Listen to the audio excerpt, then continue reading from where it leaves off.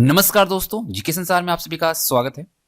बिहार दरोगा 2021 का जो पेपर है 26 दिसंबर को होना है और उसके लिए कुछ हम मॉक टेस्ट कर रहे हैं। तो आज हम सब मॉक टेस्ट नंबर 2 करेंगे और इसके अंतर्गत हम सब टॉप 25 क्वेश्चन करने वाले हैं जो कि आपके एग्जामिनेशन में देखने को मिल सकता है। तो आप इन क्वेश्चन के साथ अपने को रिविजन कर सकते हैं और देख सकते हैं कि इन 25 में से आप कितने क्वेश्चन सही करते हैं। इस सेशन के अंतर्गत static GK plus current affairs लाया गया है। तो चलिए हम सेशन को स्टार्ट करते हैं। अगर आप हमारे चैनल में पहली बार आए तो चैनल को सब्सक्राइब कर बेल आइकन को प्रेस कर लीजिएगा और इसका पीडीएफ आपको टेलीग्राम चैनल पर मिल जाएगा। उसका लिंक हमने आपको डिस्क्रिप्शन बॉक्स में दे रखा है। चलिए सेशन को स्टार्ट करते हैं। पहला क्वेश्चन देखिए, हदास पार्टी किस देश की राजनीतिक पार्टी है? आपको बताना है कि ये हदास पार्टी जो है वह कौन से देश की राजनीतिक पार्टी है, श्रीलंका, अमेरिका, इजराइल या इराक। तो फटाफट से आप अपने आंसर को यहाँ से चूज कर सकते हैं कौन सा ऑप्शन सही होगा।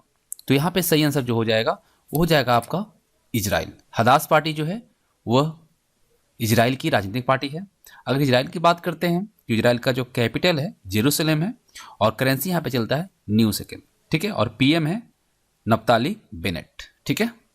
तो ऑप्शन यहाँ पे सी करेक्ट रहेगा। क्वेश्चन नंबर 2 देखिए, यूगोस्लाविया की राजधानी क्या है? यूगोस्लाविया की राजधानी कहाँ है? दमश्क, बेल्जियम, ताशकंद या बेलग्रेड। यूगोस्लाविया की राजधानी यानी कैपिटल जो है कहाँ पे है? तो यहाँ पे सही आंसर जो रहेगा वो आपका कौन सा रहेगा, फटाफट चूज कर लीजिए। तो सही आंसर रहेगा यहाँ पे option D, Belgrade.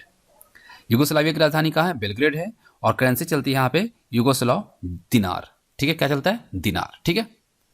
Question number 3 देखिए, निम्नलिखित शहरों में से किस शहर के निकट पालिताना मंदिर स्थित है? आपको बताना है कि पालिताना जो मंदिर है वह कौन से शहर के निकट है, नजदीक है? माउंट आबू, भावनगर, उज्जैन या फिर ग्वालियर। यहां पर कौन सा ऑप्शन सही होगा, जो कि सही आंसर होगा, आप फटाफट चूज कर लीजिए। तो यहां पे अगर हम देखें तो सही आंसर जो होगा वो होगा भावनगर। भावनगर कहाँ है? गुजरात में, ठीक है। पालिताना मंदिर कहाँ स्थित है, किसके नजदीक? भावनगर के, ठीक है। क्वेश्चन नंबर 4 देखते हैं, निम्न में से कौन एकल नृत्य नहीं है? देखिए यहाँ पे पूछा क्या गया आपसे कि वह कौन सा नृत्य है जो कि अकेले नहीं किया जाता है? ओडिसी, कथकली, मोहिनीअट्टम या भरतनाट्यम। तो देखिए कथकली को अकेले किया जाता है, मोहिनीअट्टम को किया जाता है, भरतनाट्यम को किया जाता है, ओडिसी को नहीं किया जाता है, एक ग्रुप डांस होता है, ठीक है। तो यहाँ पे आपका ऑप्शन ए सही रहेगा। क्लियर? चलिए क्वेश्चन नंबर 5 देखिए, मेडन क्वीन के नाम से कौन जाना जाता है? मेडन क्वीन के नाम से किसे जाना जाता है? महारानी विक्टोरिया, महारानी एलिजाबेथ द्वितीय, महारानी एलिजाबेथ प्रथम या फिर महारानी एन। सही आंसर यहाँ पे कौन रहेगा जो कि मेडन क्वीन के नाम से जानी जाती है? तो इसका करेक्ट आंसर जो रहेगा वो रहेगा ऑप्शन सी, महारानी एलिजाबेथ प्रथम। इन्हें मेडन क्वीन के नाम से भी जाना जाता है, ठीक है। क्वेश्चन नंबर 6 देखिए, लेट्स किल गांधी पुस्तक के लेखक कौन है? लेट्स किल गांधी ये जो पुस्तक है इसके लेखक का नाम क्या है? नाथूराम गोडसे, तुषार गांधी, मेनका गांधी, राहुल गांधी। तो सभी क्वेश्चन जो है मोस्ट एक्सपेक्टेड क्वेश्चन है। तो यहाँ पे सही आंसर रहेगा option B, Tushar Gandhi. Let's kill Gandhi पुस्तक जो है इसके लेखक कौन है? तुषार गांधी, ठीक है। तो वीडियो पसंद आ रहा है तो लाइक और शेयर साथ में करते चलेंगे। चलिए क्वेश्चन नंबर 7 देखिए, नौटंकी निम्नलिखित में से कहाँ का एक लोक नृत्य है? देखिए आप सबको पता है, राज्य अगर पूछा जाता तो इजिली आप आंसर कर पाते हैं। यहाँ पे पूछा गया है देश, तो नेपाल, चीन, रूस, अमेरिका। नौटंकी कहाँ का एक लोक नृत्य है? तो यहाँ पे सही आंसर क्या रहेगा, फटाफट आप गेस कीजिए। सही आंसर यहाँ पे होगा आपका नेपाल, ठीक है। नौटंकी नेपाल का एक लोक नृत्य है, ठीक है। चलिए क्वेश्चन नंबर 8 देखिए, उबर कप किस खेल से जुड़ा हुआ है? Hockey, tennis, cricket, badminton. Uber cup बताइए, उबर कप किस खेल से जुड़ा हुआ है? तो यहाँ पे सही आंसर जो रहेगा वो रहेगा आपका बैडमिंटन, ठीक है। उबर कप किस खेल से जुड़ा हुआ है? बैडमिंटन। क्वेश्चन नंबर 9 देखिए, पंच कार्ड को और क्या कहा जाता है या कहते हैं? पंच कार्ड जो होता है उसे और किस नाम से जाना जाता है? Hollerith card, video card, sound card या एक्जिलेटर कार्ड। पंच कार्ड को और हम किस नाम से जानते हैं या और क्या कहा जाता है? तो यहाँ पे सही आंसर जो रहेगा वो रहेगा आपका ऑप्शन ए, होलेरिथ कार्ड, ठीक है। पंच कार्ड को और होलेरिथ कार्ड भी कहा जाता है। क्वेश्चन नंबर 10 देखिए, नोबेल म्यूजियम विश्व में कहाँ पर स्थित है? नोबेल म्यूजियम जो है यह कौन से देश में स्थित है? न्यूयॉर्क, जो कि कहाँ है? अमेरिका, है ना? डेनमार्क, स्टॉकहोम या फिर लंदन? नोबेल म्यूजियम विश्व में कहाँ पर स्थित है? तो यहाँ सही आंसर फटाफट आप गेस कीजिए, क्या होना चाहिए करेक्ट आंसर इसका? Nobel museum. तो इसका सही आंसर हो जाएगा आपका स्टॉकहोम। कहाँ पे है? स्टॉकहोम में। ठीक है, चलिए क्वेश्चन नंबर 11 देखिए। अमेरिकी data intelligence firm morning consult के एक सर्वे के अनुसार विश्व के सबसे लोकप्रिय नेता कौन है? भारतीय प्रधानमंत्री नरेंद्र मोदी, इटली के प्रधानमंत्री मारिया द्राघी, या ऑस्ट्रेलिया के प्रधानमंत्री स्कॉट मॉरिसन, या जर्मनी की चांसलर एंजेला मर्केल? जो मॉर्निंग कंसल्ट है, जो कि अमेरिकी की डेटा इंटेलिजेंस फर्म है, उसके सर्वे के अकॉर्डिंग विश्व का सबसे लोकप्रिय नेता कौन है? तो नो डाउट बिल्कुल इजी है आप सबके लिए आंसर करना। फटाफट आंसर को आप यहाँ से गेस कीजिए। सही आंसर यहाँ पे हो जाएगा ऑप्शन ए, भारत के प्रधानमंत्री श्री नरेंद्र मोदी। ठीक है, प्रश्न संख्या 12 देखिए। हाल ही में जारी राज्य ऊर्जा दक्षता सूचकांक 2020 में प्रथम स्थान पर कौन सा राज्य है? राजस्थान, हरियाणा, कर्नाटक या फिर पंजाब? देखिए इसमें कुल आपको 25 क्वेश्चन दिए गए हैं और इसमें से आपको एटलीस्ट 20 क्वेश्चन सही करने हैं। अगर आप अच्छे से पढ़े हैं तो रिवीजन के तौर पे आपको यहाँ पे 20 सही करने होंगे। ठीक है, चलिए यहाँ पे सही आंसर रहेगा आपका ऑप्शन सी, कर्नाटक। ठीक है, राज्य ऊर्जा दक्षता सूचकांक 2020 में प्रथम स्थान पे कौन रहा है?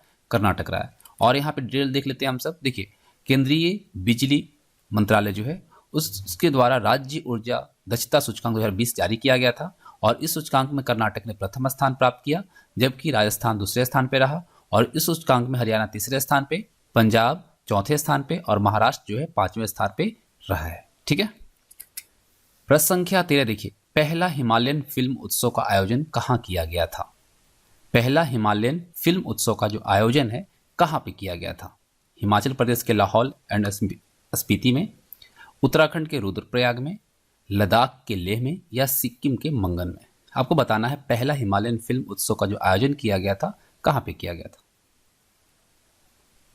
तो इसका जो सही आंसर हो जाएगा वो होगा आपका ऑप्शन सी, लद्दाख के लेह में।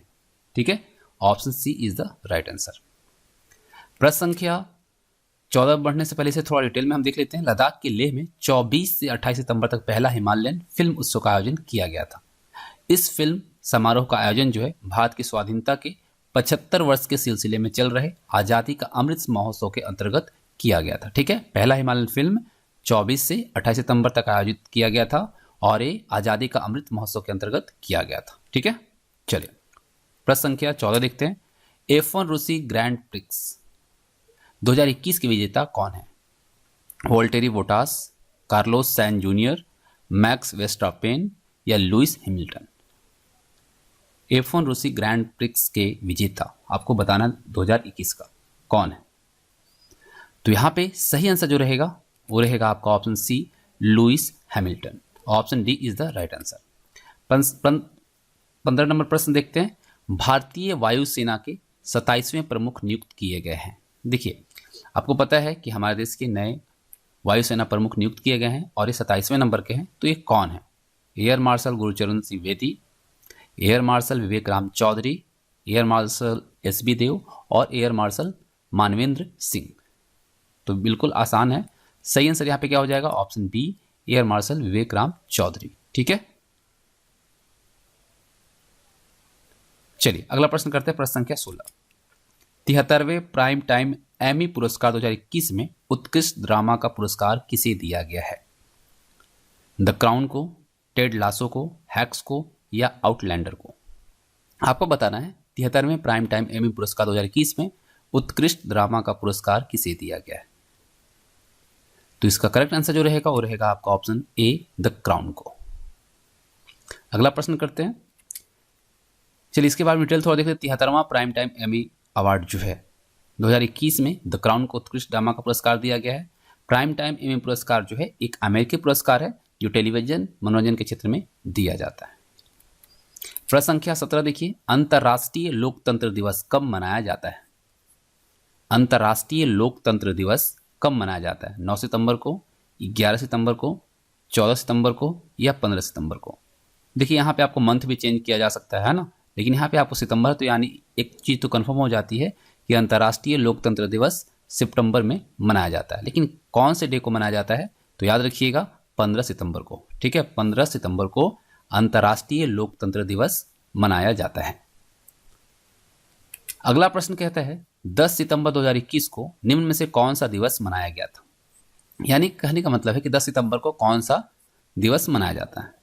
ऑप्शंस है राष्ट्रीय महिला सम्मान दिवस, विश्व स्वास्थ्य दिवस, शिक्षा जागरूकता दिवस या फिर विश्व आत्महत्या रोकथाम दिवस। आपको बताना है 10 सितंबर 2021 को कौन सा दिवस मनाया गया था। तो यहां पे सही आंसर जो रह जाएगा वो आपका ऑप्शन डी रहेगा, विश्व आत्महत्या रोकथाम दिवस। कब मनाया गया, 10 सितंबर 2021 को। प्रश्न संख्या 19 है, निम्न में से किनके जन्मदिन पर 11 नवंबर को राष्ट्रीय शिक्षा दिवस मनाया जाता है। बिल्कुल देखने में आसान प्रश्न है लेकिन इंपॉर्टेंट प्रश्न है। ठीक है, कि 11 नवंबर को राष्ट्रीय शिक्षा दिवस मनाया जाता है, वह किनके जन्म दिवस पे मनाया जाता है। भारत के प्रथम उपराष्ट्रपति, भारत के प्रथम शिक्षा मंत्री, इसरो के प्रथम अध्यक्ष या भारत की 11वें राष्ट्रपति। तो फटाफट आप आंसर यहां से गेस कर सकते हैं। इसका सही आंसर रहेगा ऑप्शन बी, भारत के प्रथम शिक्षा मंत्री। ठीक है, प्रत्येक वर्ष 11 नवंबर को भारत के राष्ट्रीय शिक्षा दिवस के रूप में मनाया जाता है। हम लोगों ने देखा यह दिवस स्वतंत्र भारत के पहले शिक्षा मंत्री मौलाना अबुल कलाम आजाद की जयंती पर मनाया जाता है। क्लियर। चलिए प्रश्न संख्या 20 देखिए। 20 नंबर प्रश्न कहता है कि किस कंपनी ने कोरोना वायरस के लिए एक एंटीवायरल दवा पैक्सलोविड बनाई है। यानी कि पूछा क्या गया है, पैक्सलोविड जो एंटीवायरल दवा है कोरोना के लिए, वह कौन सी कंपनी के द्वारा बनाई गई है। फाइजर, मर्क, जाइडस या सन फार्मा। तो सही आंसर यहां पे जो रहेगा वो रहेगा आपका option A, Pfizer. Option A is the right answer. अमेरिकी दवा निर्माता कंपनी फाइजर ने कोरोना वायरस के लिए एक एंटीवायरल दवा बनाई है जिससे कि मौत के जोखिम को 89% तक कम किया जा सकता है। ये दवा गोली है जो ओरल पिल के रूप में है, जिसका ब्रांड नेम है पैक्सलोविड। ठीक है, और किस कंपनी ने बनाया है, फाइजर ने। क्लियर। चलिए प्रश्न संख्या 21 देखिए। अल्फा विष यानी अल्फा टॉक्सिन किससे बनते हैं। जीवाणु, कवक, विषाणु या शैवाल। इसका करेक्ट आंसर क्या होगा, अल्फा विष जो है वह किससे बनता है। तो सही आंसर होगा कवक से। ठीक है, option B is the right answer. प्रश्न संख्या 22 देखिए, वेरी वेरी इंपॉर्टेंट प्रश्न है। निम्नलिखित में से किसको डेजर्ट फॉक्स कहा जाता है। डेजर्ट फॉक्स के तौर पे किसे जाना जाता है। लॉर्ड वेवल, जनरल हाइजेनहावर या जनरल रोमेर या फिर general mark author. Desert fox किसे कहा जाता है।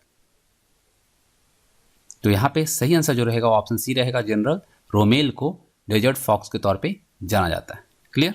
चलिए प्रश्न संख्या 23 देखिए। भारत सरकार अधिनियम 1919 को एक और नाम से भी जाना जाता है, वह नाम क्या है। भारत सरकार अधिनियम 1919 जो है इसे एक और नाम से हम जानते हैं, वो नाम क्या है। मार्लियामेंटो सुधार, मॉन्टेगू चेम्सफोर्ड सुधार, रेगुलेटिंग एक्ट या पिट्स इंडिया एक्ट। बताइए फटाफट बताइए सही आंसर इसका क्या होगा। तो यहां पे करेक्ट आंसर इसका जो रहेगा वो रहेगा ऑप्शन बी, मॉन्टेग्यू चेम्सफोर्ड सुधार। ठीक है, चलिए प्रश्न संख्या 24 करते हैं। गांधी को सविनय अवज्ञा की प्रेरणा किसकी रचनाओं से मिली थी।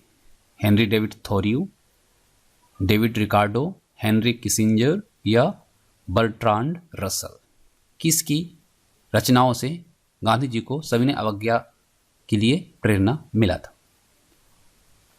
तो आई थिंक आप लोगों ने यहां से आंसर गेस कर लिया होगा। सही आंसर हो जाएगा ऑप्शन ए, हेनरी डेविड थोरियू। इनकी रचनाओं से गांधी जी ने प्रेरणा ली और सविनय अवज्ञा आंदोलन को शुरू किया था। ठीक है, चलिए प्रश्न संख्या 25 देखिए।